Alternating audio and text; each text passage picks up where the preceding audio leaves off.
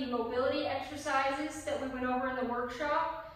And this is mobility to decrease stress on the lower back. So what we're going to focus on is your hip flexors, your hamstrings, and then also your thoracic spine, so between your neck and your low back. So what we're going to do first is we're going to stretch those hip flexors. So what you want to do is be in a half kneeling position. Ideally you have something under that knee to keep it padded.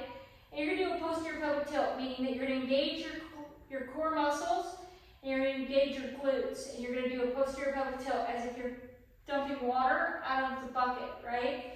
And then you're going to go slightly forward till you feel a stretch in the front of that hip. Bring one arm up and over, and you're going to stretch to the side. You should feel a stretch through the front of the hip and a little bit into the torso. So you can just go back and forth, or you can do a long duration hold.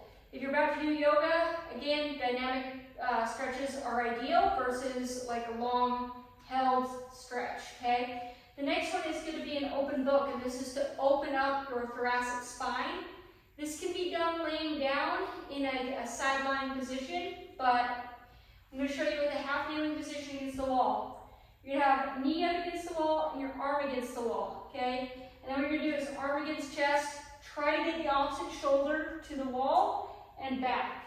Again, this is a dynamic stretch, going back and forth to open up that thoracic spine, and you want to do both sides, okay? The last one I'm going to show you is a hamstring stretch for improved active straight leg raise.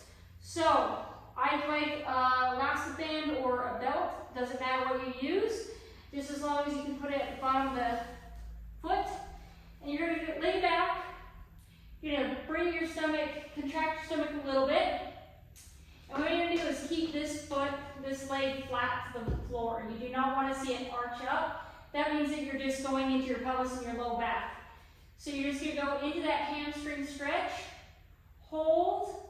Now this one's a little bit better as a static hold, but you can do like a couple seconds on, relax, couple seconds on, relax. And that's a good way to improve your hamstring length, to improve overall low back mobility. Give those a shot and email us with any questions.